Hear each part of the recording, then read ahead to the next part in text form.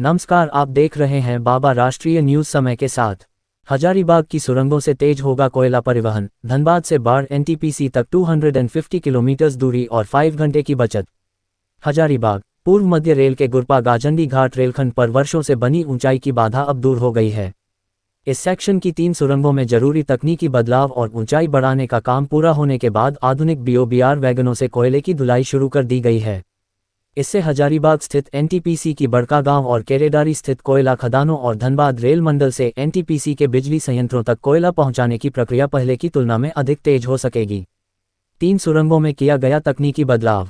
करीब 120 वर्ष पुराने इस रेलमार्ग की 3 सुरंगों की ऊंचाई कम होने के कारण बीओबीआर वैगनों का संचालन संभव नहीं था। रेलवे ने सुरंगों के पुनर्रचना और आवश्यक संरचनात्मक बदलाव की योजना तैयार कर काम शुरू किया। जनवरी 2026 में शुरू हुआ कार्य जून में पूरा कर लिया गया। काम पूरा होने के बाद पहले खाली और फिर कोयले से भरे बीओबीआर रेक को अप और डाउन दोनों रेल लाइनों पर चलाकर परीक्षण किया गया। सफल ट्रायल के बाद अब इस मार्ग पर नियमित मालगाड़ियों का परिचालन शुरू हो गया है। धनबाद से बाढ़ तक घटेगी दूरी। गुरपा गाजंडी मार्ग के इस्तेमाल से धनबाद से बाढ़ स्थित एनटीपीसी संयंत्र तक जाने वाले रेक को पहले की तुलना में करीब 250 किलोमीटर कम दूरी तय करनी होगी। रेल अधिकारियों के अनुसार इससे मालगाड़ियों के सफर में लगभग 5 घंटे तक की कमी आएगी। इसका सीधा लाभ कोयला आपूर्ति की गति पर पड़ेगा।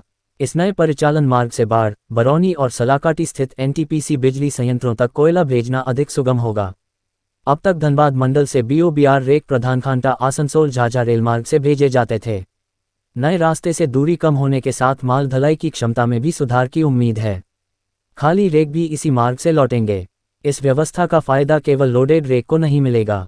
कोयला खाली करने के बाद बीओबीआर वैगन इसी मार्ग से वापस धनबाद मंडल पहुंच सकेंगे। इससे रेक के टर्नअराउंड टाइम में कमी आएगी और कम समय में अधिक रेक उपलब्ध हो सकेंगे।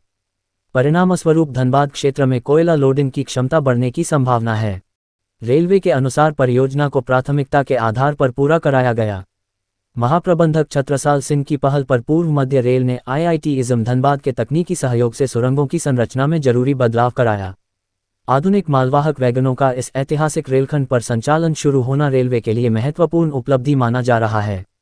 1906-07 में शुरू हुई थी ग्रैंड कार्ड लाइन। गुरपा गाजंडी घाट सेक्शन ऐतिहासिक ग्रैंड कार्ड रेल लाइन का हिस्सा है। इस रेलमार्ग की शुरुआत वर्ष 1906-07 में लॉर्ड मिंटो के कार्यकाल के दौरान हुई थी। 1 सदी से अधिक पुराने इस रेलखंड पर आधुनिक मालवाहक वैगनों के लिए सुरंगों को अनुकूल बनाने से अब यह मार्ग कोयला परिवहन के लिहाज से और महत्वपूर्ण हो गया है।